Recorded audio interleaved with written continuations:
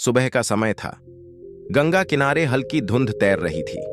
सूरज की पहली किरणें धीरे धीरे नदी की लहरों पर पड़ रही थीं। उस शांत वातावरण में दूर एक बांस की झोपड़ी से धीमे धीमे मंत्रों की गूंज सुनाई दे रही थी। यही झोपड़ी थी पंडित हरिनाथ जी की, जो गांव के पुराने आयुर्वेदाचार्य और योगी थे।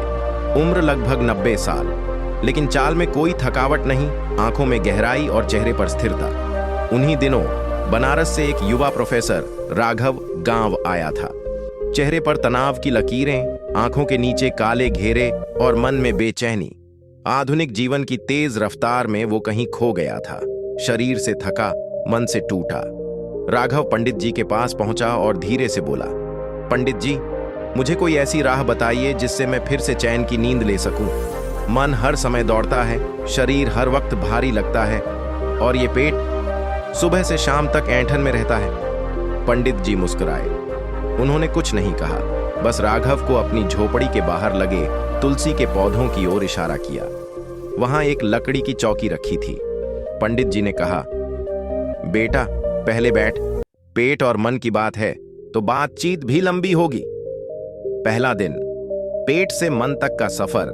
पंडित जी ने चाय नहीं बल्कि गुनगुना जीरा पानी दिया। फिर बोले, जैसे मंदिर में प्रवेश करने से पहले हम अपने पैर धोते हैं, वैसे ही मन में प्रवेश करने से पहले पेट को साफ करना होता है। गंदे पेट में बैठा हुआ मन हमेशा चिल्लाता है, बेचैन रहता है। राघव ने हैरानी से पूछा, मतलब शांति पेट से शुरू होती है?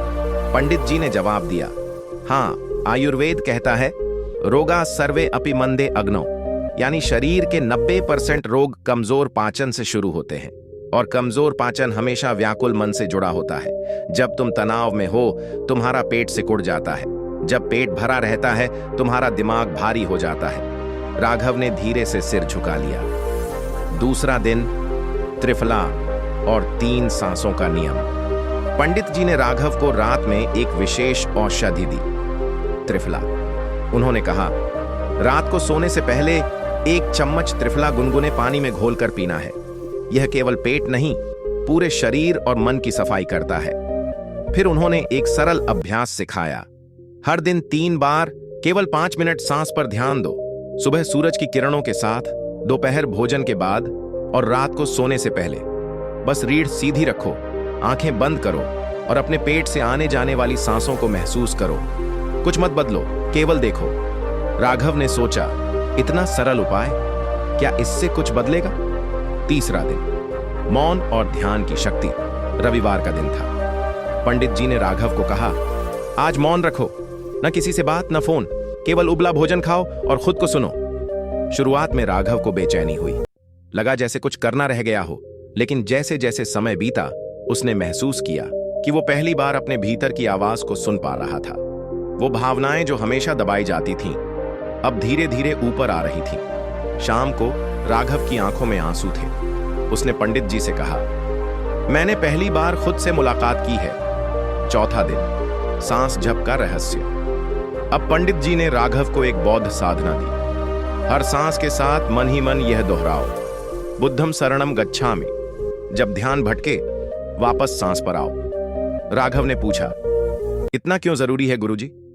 पंडित जी बोले, सांस ही तुम्हारा अभी का दरवाजा है। मन भूत और भविष्य में दौड़ता है, सांस केवल वर्तमान में होती है।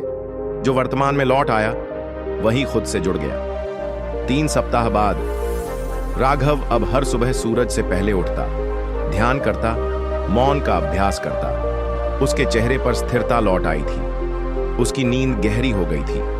पेट की समस्याएं गायब हो चुकी थीं। लेकिन सबसे बड़ा परिवर्तन यह था, वो अब विचारों का गुलाम नहीं रहा। उस दिन जब वो विदा लेने गया, उसने पंडित जी के पैर छुए और कहा, गुरुजी, आपने मेरी जान बचाई। आपने मुझे मैं से मिलाया। अब मैं अपने कॉलेज में सिर्फ विज्ञान नहीं, सांस भी पढ़ाऊंगा। पंडित जी ने मुस्कुराकर कहा, जाओ बेटा, और लोगों को बताओ कि दवा से ज्यादा जरूरी है ध्यान, और ध्यान की शुरुआत होती है एक सांस से।